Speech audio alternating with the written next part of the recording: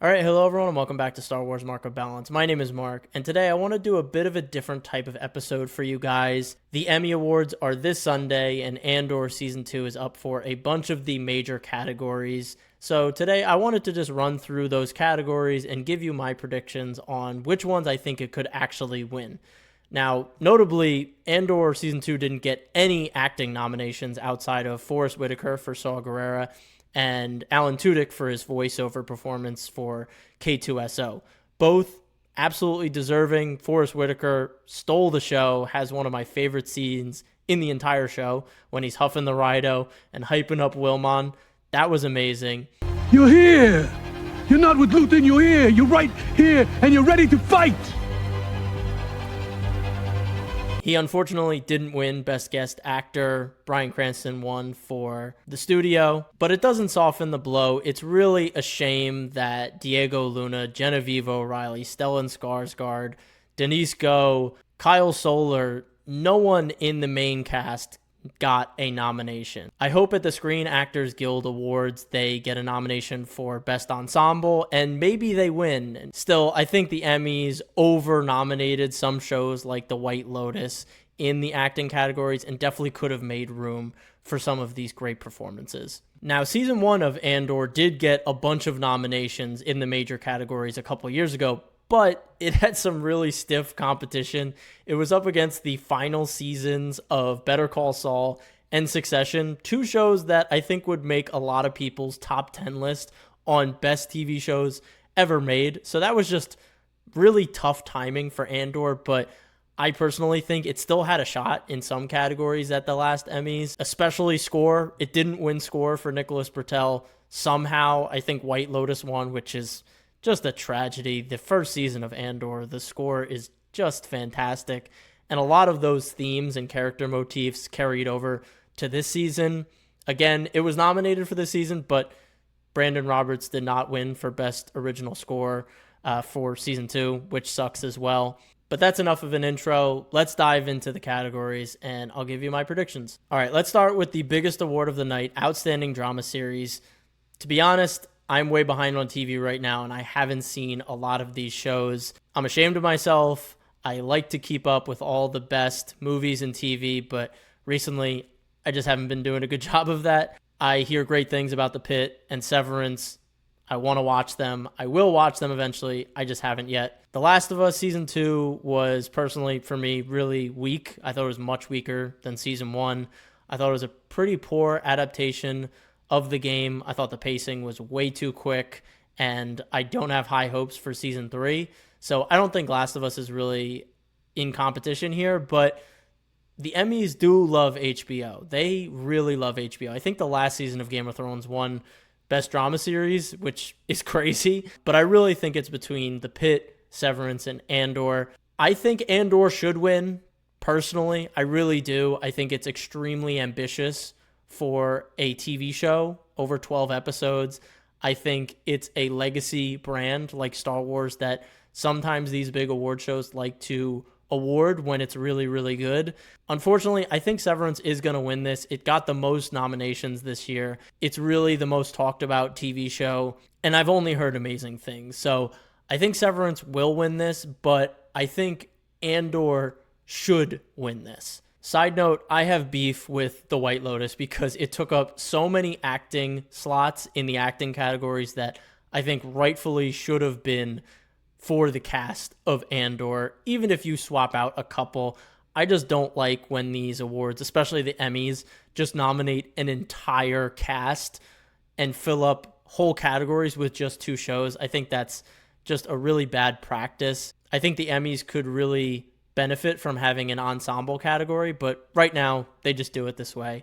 Next up, we have Outstanding Directing for a Drama Series. Again, I've only seen Andor on this list, so I'm just going to speak to it as objectively as possible.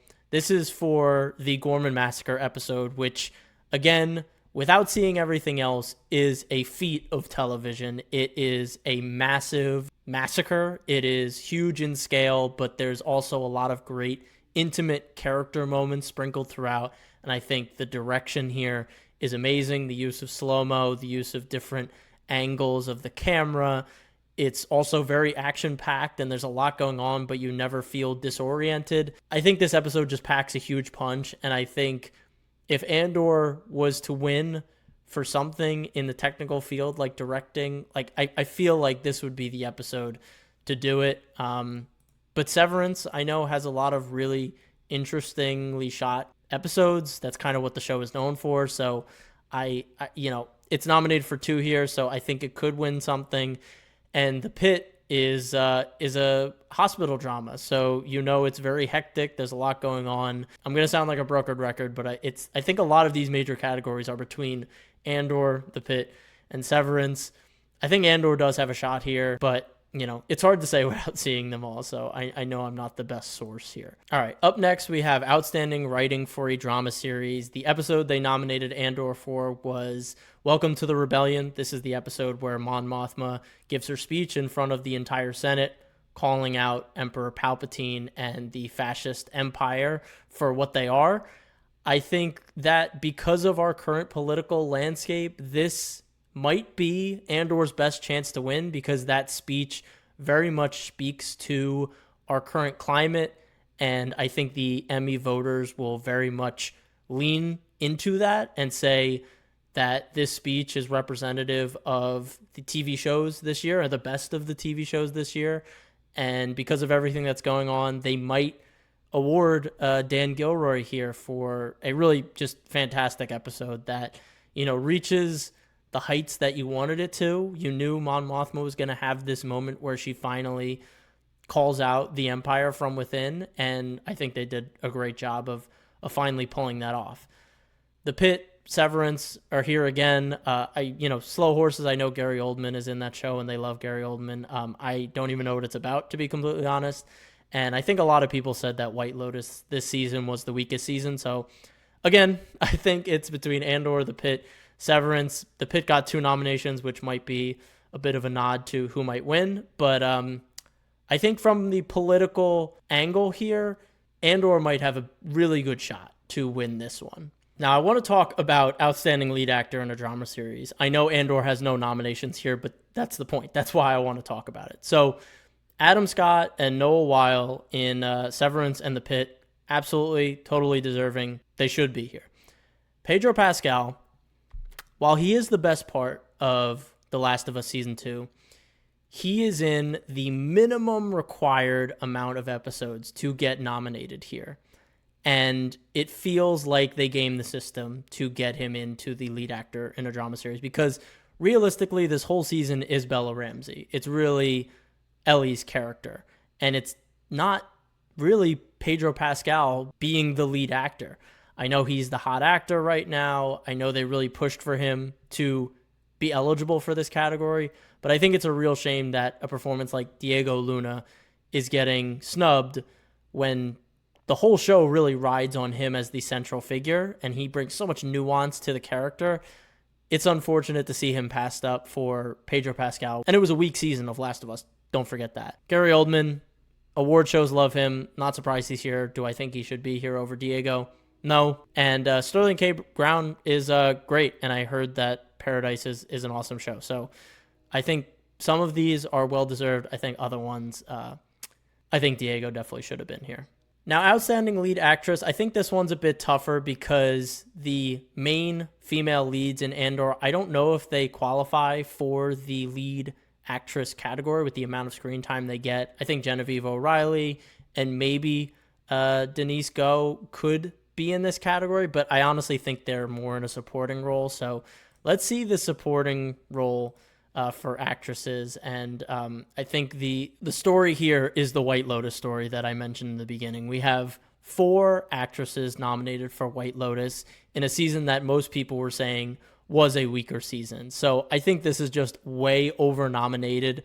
And I easily think that Denise or Genevieve O'Reilly or even the actress who plays Clea could have nabbed a nomination in here. I think it's a real shame that they decided to nominate so many people from White Lotus, and even The Pitt and Severance only got 1 nomination. I know they have some really strong ensemble casts. I also want to back up for 1 second because I feel so terrible, but I forgot Adriana Arjona for Bix. Her portrayal this season, so tragic, so many layers to it, so deeply emotional and traumatic. I mean, how did she not get something? I think she absolutely should have been here. Her and Genevieve and Denise, the fact that none of them have been nominated for season 1 or 2 is really a tragedy.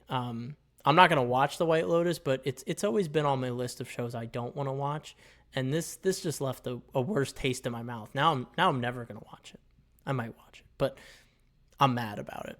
Now, supporting actor, it's kind of a different story. It's flipped. Now we have White Lotus and Severance both each getting 3 nominations. I think White Lotus is a darling of the Emmys. The Emmys have an HBO bias, and I think it shows a lot in these awards. Sam Rockwell, Jason Isaacs, and Walton Goggins are all fantastic actors, no doubt about it. But do I think all 3 of them should have been nominated and not one from Andor, like Stellan Skarsgård or Kyle Soller, who, honestly, let's just be honest, I think Kyle Soller was the most deserving of a nomination because his portrayal of Cyril throughout the show, but especially in season 2, is so nuanced. It's so much bubbling up just under the surface. His reaction to the Gorman massacre, the levels that he goes through from fear to anxiety to frustration to outward anger and rage to sadness.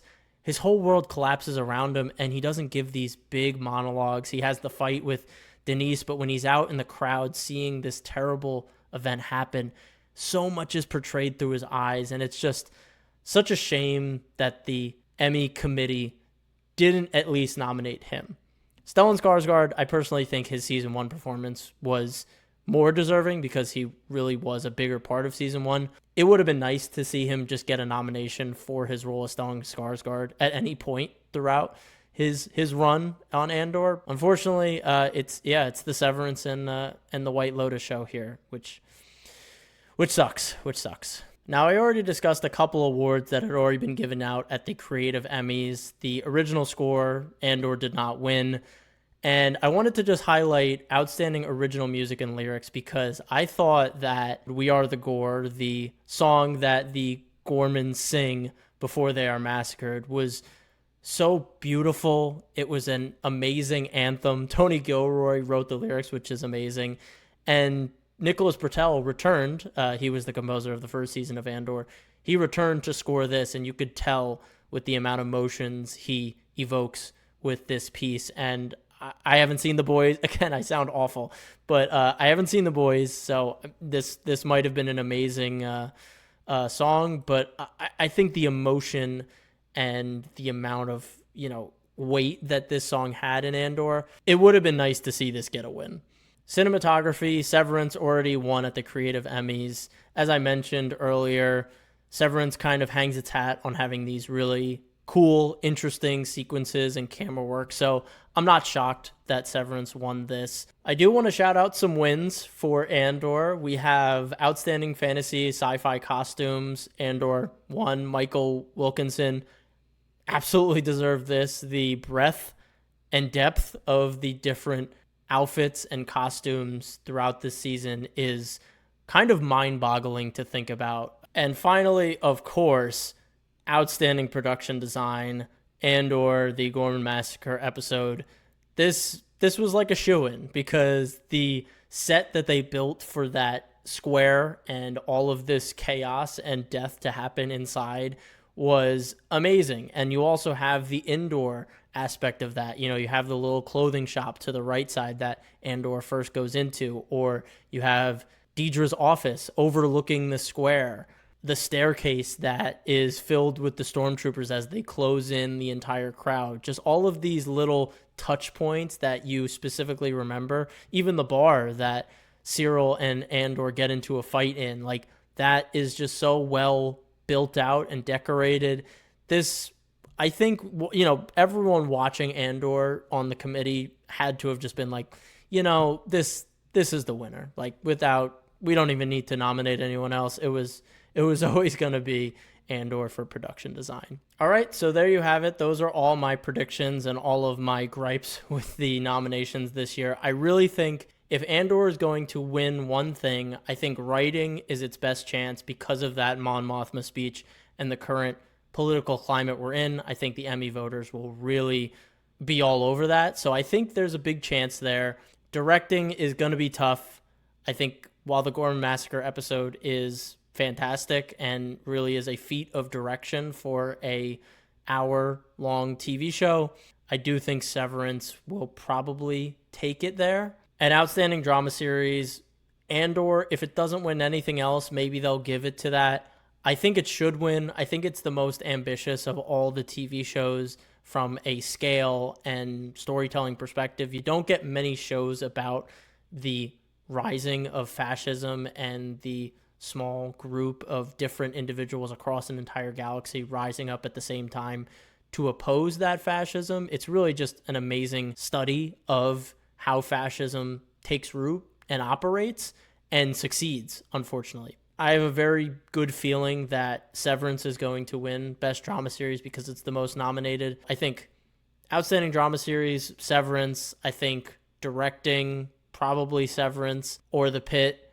But Writing, I think Andor might have that one. Lead actor, I think, will go to Noah Weil for The Pitt, but I still think Diego Luna should have been in there. Definitely should have been in there over Pedro Pascal, who I think cheated the system just a bit. So yeah, that's all I got. I hope you guys enjoyed this quick little episode. I wanted to try something new. I like this type of episode. I'd really love to do some sort of live streams in the future where I can interact with you guys directly. You can comment and I can answer your questions right on live, or we could just, have a discussion about anything Star Wars. So these less formal and more casual conversations, I'd love to do more of. But if you enjoyed it and want to see more of it, please comment below. Comment your thoughts on all the categories or some of the categories where you think Andor could win or won't win. I want to hear all of it. Let's discuss in the comments. Thank you guys for watching. Please do all the things. Subscribe, like the video. And as always, stay safe, stay healthy, and may the Force be with you. Peace.